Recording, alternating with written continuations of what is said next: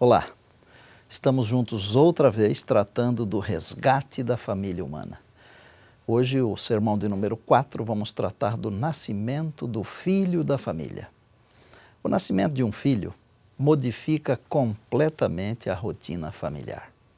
Em Gálatas 4, 4 e 5 nós lemos: Vindo, porém, à plenitude dos tempos, Deus enviou seu filho nascido de mulher, nascido sob a lei, para resgatar os que estavam debaixo da lei, a fim de recebermos a adoção de filhos. Desde o anúncio, houve comoções entre José e Maria. Por exemplo, José queria abandoná-la secretamente e tê-lo-ia feito não fosse a intervenção do anjo. Jesus nasceu em Belém, mas eles moravam a princípio em Nazaré. Vejam que houve uma viagem bem longa, mas o âmago de tudo é que ele salvará o seu povo dos pecados deles. Em outras palavras, ele resgatará o seu povo. Por vezes, um filho pode salvar um casamento. No caso de Jesus, o Filho de Deus, ele conseguiu reatar a terra e o céu, ligar de novo o homem com Deus, a criatura com o Criador.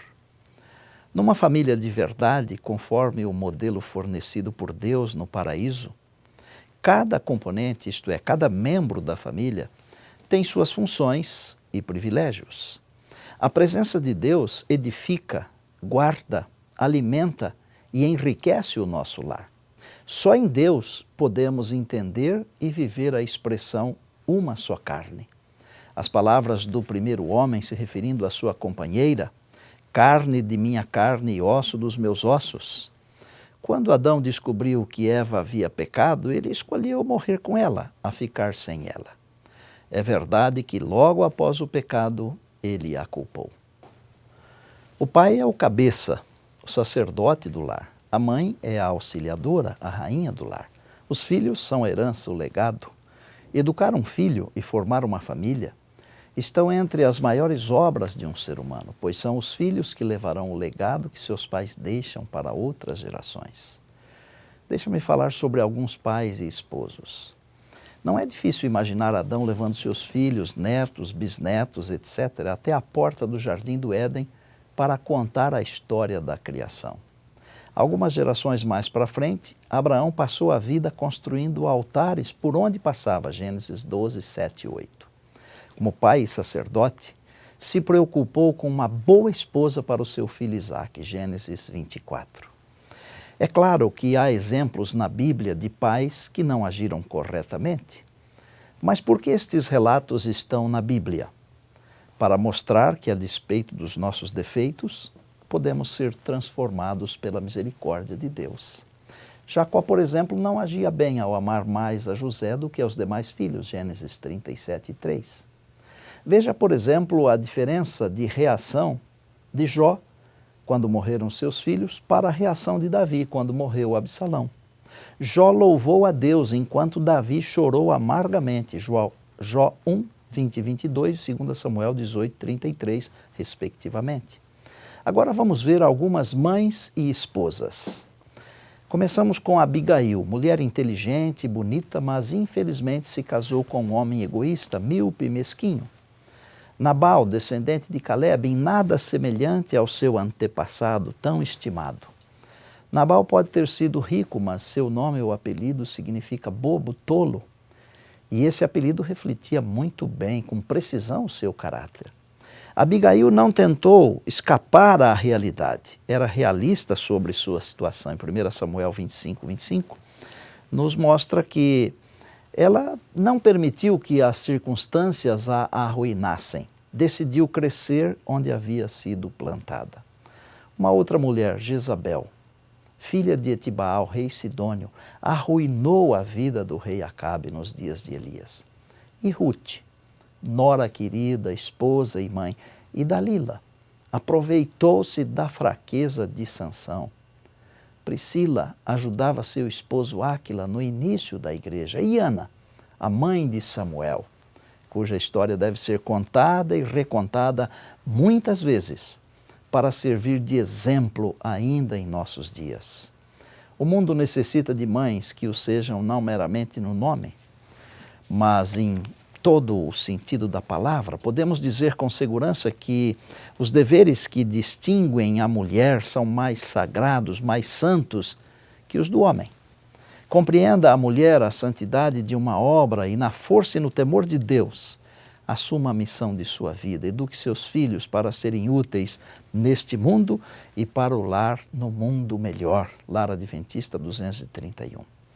Vamos aos fatos que envolveram o nascimento de Jesus. A viagem sobre o lombo de um animal era longa demais para uma mulher prestes a dar à luz. O trajeto hoje não é o mesmo que se fazia nos dias do nascimento de Jesus, mas é provável, é possível calcular aproximadamente 150 quilômetros entre Nazaré e Belém. Certamente Maria teve que mudar de posição muitas e muitas vezes. Diversas vezes ela sentiu o bebê mexer em seu ventre. À medida em que viajavam e passavam de um campo para outro, os lavradores provavelmente se perguntavam: por que uma mulher prestes a dar à luz está viajando assim? José estava atendendo a um decreto oficial de César Augusto para alistamento em sua cidade natal, a cidade de sua família. Porém, mais do que atender uma ordem oficial, José estava cooperando com o plano de Deus, que cerca de 7 séculos antes, através do profeta Miqueias, anunciara o lugar do nascimento de Jesus. Finalmente chegaram a Belém. Deveria ser noite e eles estavam tremendamente cansados, especialmente Maria. Tentaram encontrar um lugar para repousar, mas a Bíblia afirma que não havia lugar para eles na hospedaria. Lucas 2, 7. O nascimento de uma criança, especialmente quando se trata de parto normal, via de regra, a natureza é quem determina o dia e a hora.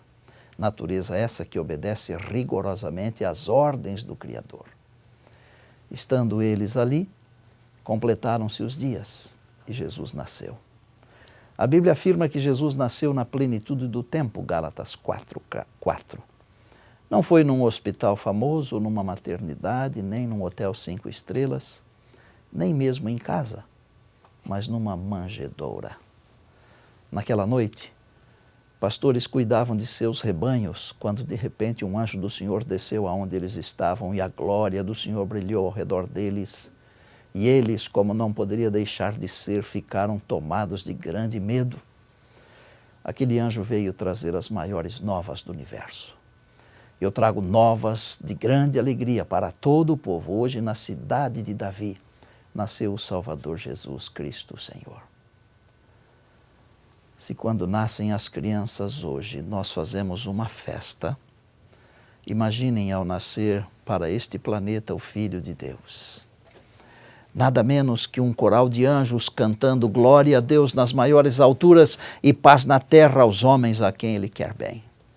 Os pastores não perderam tempo e foram apressadamente até Belém, pois uma estrela os guiava, e encontraram o menino envolto em panos e deitado na manjedoura, como disse o anjo.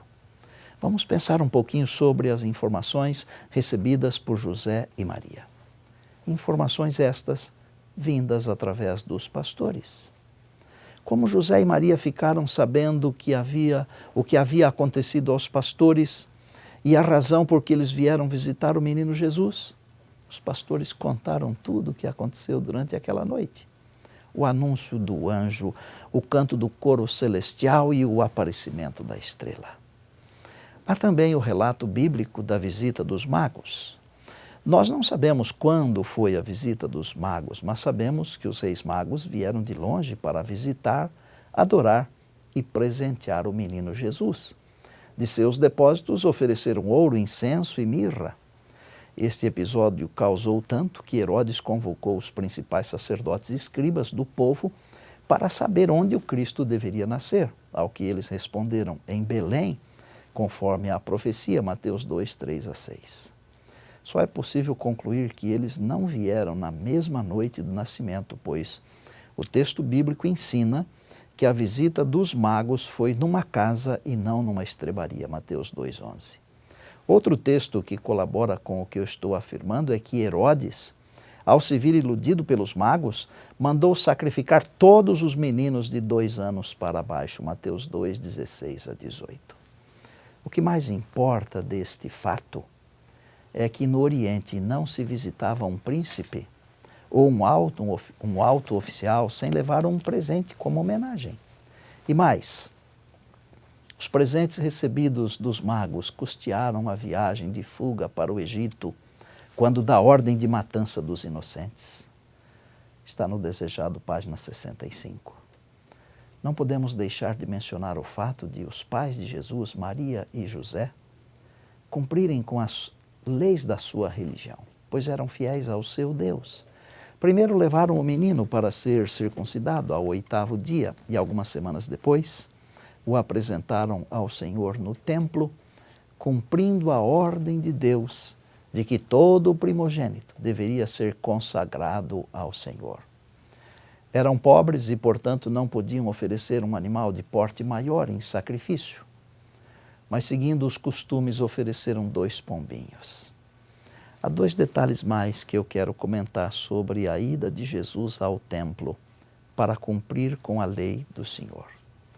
Interessante que quando foram ao templo para dedicar Jesus, havia no templo um homem idoso chamado Simeão.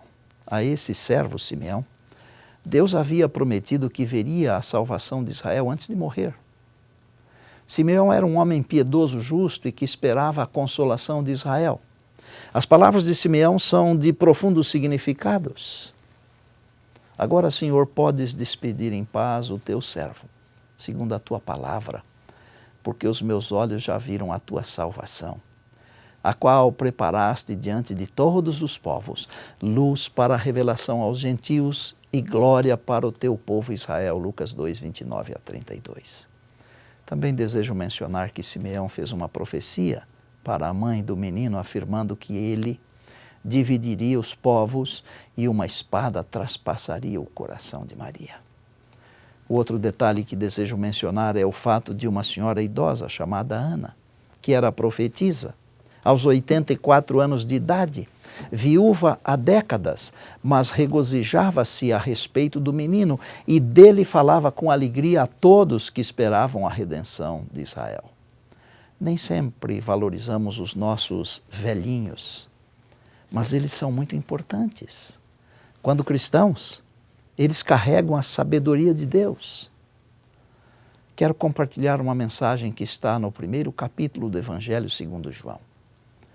Pois a verdadeira luz, que alumia a todo homem, estava chegando ao mundo. Estava ele no mundo e o mundo foi feito por intermédio dele e o mundo não o conheceu. Veio para o que era seu e os seus não o receberam. Mas a todos quantos o receberam, aos que no seu nome creram, deu-lhes o poder de se tornarem filhos de Deus, os quais não nasceram do sangue, nem da vontade da carne, nem da vontade do varão, mas de Deus. E o Verbo se fez carne e habitou entre nós, cheio de graça e de verdade, e vimos a sua glória como a glória do unigênito do Pai. João 1, 9 a 14. Quero terminar hoje contando uma história impressionante de como Deus ouve as orações. Aconteceu em 1990, na cidade de São José do Rio Preto, no interior de São Paulo. Dona Marilisa viveu uma experiência que jamais esquecerá. Numa tarde quente de verão, as fortes dores que vinha sentindo no abdômen se tornaram insuportáveis. Dias depois da cirurgia de emergência causada por uma apêndice aguda supurada, uma infecção generalizada levou o médico a dizer ao pastor que apenas um milagre salvaria a vida de sua esposa, que o assunto agora era entre ele e Deus. Desolado e sem pensar muito, foi para o fim do corredor e, aproveitando a penumbra de uma lâmpada queimada, propôs a Deus a troca de sua vida pela vida da esposa. Naquele momento, as crianças que estavam com 9, 7 e 4 anos precisavam mais da mãe do que do pai. Quando saiu do hospital já era madrugada, chovia. Imaginou que poderia morrer a qualquer momento, talvez um raio o matasse ou um carro desgovernado o atropelasse. Nada disso aconteceu. Antes de amanhecer, ele voltou para o hospital. Bem de manhã, quando Marilisa abriu os olhos, O esposo estava molhado, mas sentado ao lado da cama, sem saber o que havia acontecido. Então Marilisa relatou a seguinte história. O que eu vi, não sei se foi sonho ou visão, mas foi real para mim. Ao sentir que ia morrer, meu quarto se encheu de uma luz maravilhosa. E na luz havia alguém. Deitada, não consegui ver seu rosto. Temerosa, perguntei: Jesus, é o Senhor? Ele não respondeu. Mesmo assim, supliquei por minha vida. Pedi para tocar em seu manto, porque se o fizesse, eu tinha certeza de que seria curada, como aquela mulher que sofria de hemorragia. E eu toquei em suas vestes. Foi quando Jesus me disse: eu amo muito e você não vai morrer. Resultado: dos 57 pontos infecciosos que estavam no seu corpo, todos foram para um só lugar. O médico, assustado, disse nunca ter visto um quadro semelhante. O milagre havia sido realizado. Chamou o esposo e disse: o seu Deus é muito grande. A sua esposa está salva. Marilisa foi curada milagrosamente e pôde acompanhar o crescimento dos filhos e ajudar seu esposo no ministério. Eu posso contar essa experiência com tranquilidade e gratidão, porque o esposo daquela Marilisa sou eu, o pastor Estina. Essa história está na meditação matinal do ano de 2016, na página 348 da Casa Publicadora Brasileira. Quero fazer um apelo especial aos pais hoje. Nós, homens, devemos ter consciência da importância da mãe de nossos filhos. Ela é a nossa rainha, para quem devemos nos curvar em respeito.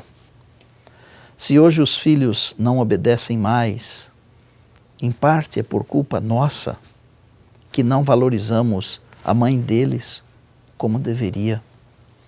A importância de uma mãe é vista no nascimento de Jesus. Deus não precisou de um pai, porque José foi o pai adotivo de Jesus, mas precisou de uma mãe, Maria.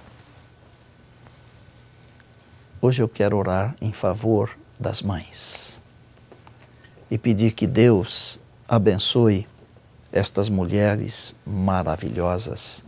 Quero orar em favor das esposas. Então eu convido você para orarmos juntos agora, querido Pai. Primeiro, o nosso louvor, a nossa gratidão pela nossa companheira, pela nossa mãe.